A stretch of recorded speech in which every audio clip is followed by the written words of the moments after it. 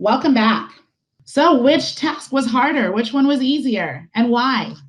I think you will notice that the task that was actually easiest to do was the second task. The task that actually asked students to synthesize information and make a decision based on that information was actually easier. And the reason for that was because the text itself was easier to read. I don't know about you, but I struggled through reading that first text from the philosophy book. I couldn't restate it in my own words, no matter how many lessons I had around finding main idea or making inference. It wasn't going to help me that much with answering question one. So a whole week's worth of lessons on strategies or on standards would never help a student accomplish that. What would help a student is to know the words that were in that text, some vocabulary work. What would help a student is to understand, where is this sentence from? What kind of book is it? And I gave you a little bit of information. It's from a philosophy book. So if you're in a philosophy class and you happen to know a lot about philosophy and you happen to know a lot about the vocabulary, suddenly reading that very complex text becomes much, much easier. And nothing you teach around main idea or making inferences would ever replace that knowledge and that vocabulary.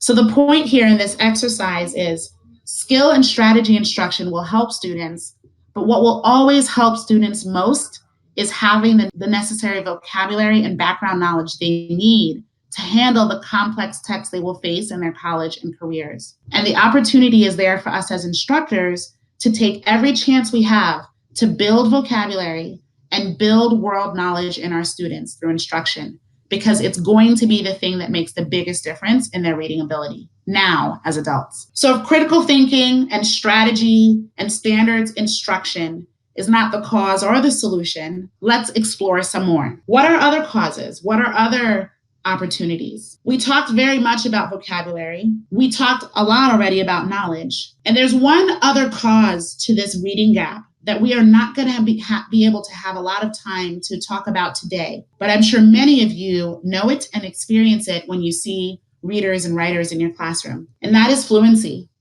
The ability to read smoothly and efficiently across a page is also a huge reason why students tend to struggle with complex text as the text gets harder and harder. And there are many strategies we can use to build fluency. It's a particular focus for many of you who know or teach adult basic education, that decoding and fluency building is critical. For the purposes of today's conversation, we won't spend any time at all actually on fluency, but I wanted just to acknowledge that that is a huge factor, but that today's talk is really going to focus on the first two, vocabulary and knowledge building. Okay, there's been nearly a century of research pointing to the importance of vocabulary knowledge in students' ability for reading comprehension. And I will just say, look at this. There's starting in 1925, we just got the most recent National Assessment of Educational Progress report. So this shows 2013, and just last week, the 2017 results were published. We've got studies from 2012. We've got study after study after study telling us that vocabulary is important. So after much research, after much money spent by a bunch of smart people looking at reading instruction, I'm happy to announce that reading has a lot to do with words. Thank you, researchers, for sharing that with us. Okay, so what is the kind of vocabulary students will face potentially on an exam like the HiSET? I was able to go to the HiSET practice exams that are available online for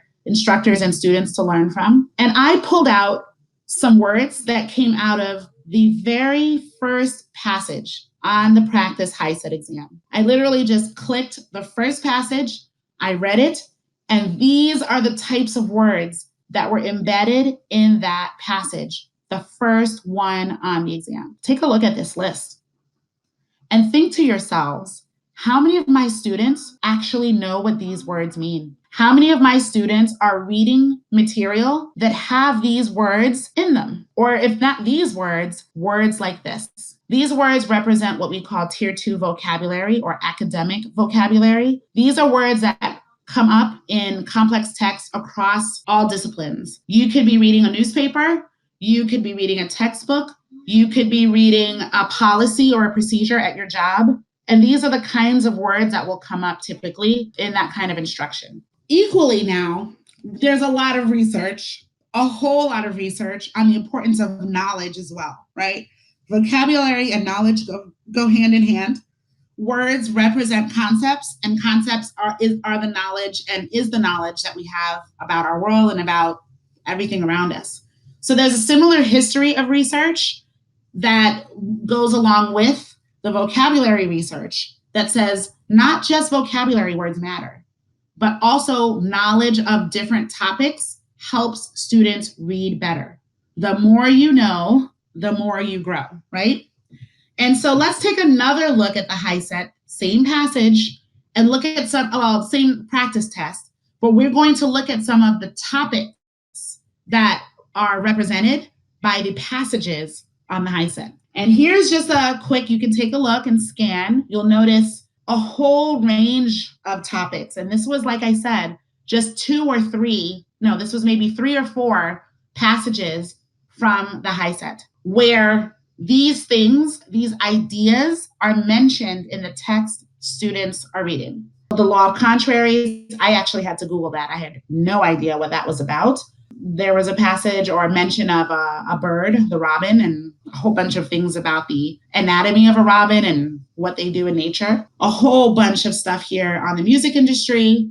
And there was another passage around the United States government and the court system and what these different entities do for our government. You can see just from this list of topics and references in the HiSET practice exam that there's an expectation that our students know a lot about a lot of things. And if you take this to take it away from the HiSET for a moment and think about, like I said, job training, there are a number of topics and references that students have to know to be successful in their trade and in their jobs as well. So this notion of building knowledge is so important, not just from a kind of college prep, community college prep, or GED prep, but also job prep.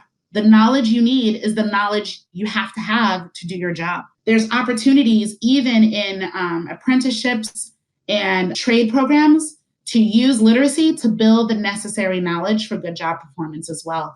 The connections here to the mandates that are coming at us from state programs and federal programs like WIOA have beautiful connections to college and career readiness and to the building of the necessary vocabulary and knowledge students need, not just for college, but for careers as well. All right, so everyone knows knowledge plays a big role in reading comprehension, but we're gonna explore just how big of a role it plays. So I'm gonna talk through an interesting study here. I do like to incorporate research as much as possible into any professional learning.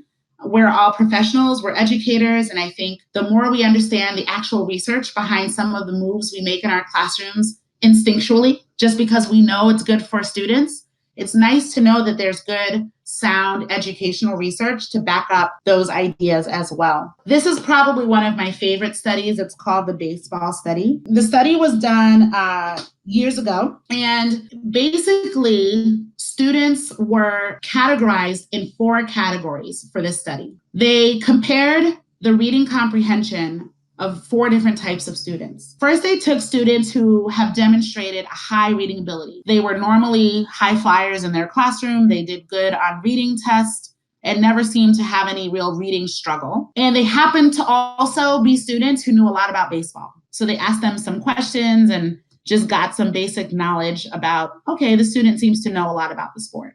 So that was the first category of the students in the upper left-hand quadrant, high reading ability and high knowledge of baseball. Then they took students who also had high reading ability, but knew very little about baseball. So they called them high reading ability, low knowledge of baseball. They had another group of students who demonstrated what they called low reading ability, meaning they were the students who were always in the bottom quartile of their class. They struggled on reading assessments, but they happened to know a lot about baseball. So they were the bottom left-hand corner of students with low reading ability, high knowledge of baseball.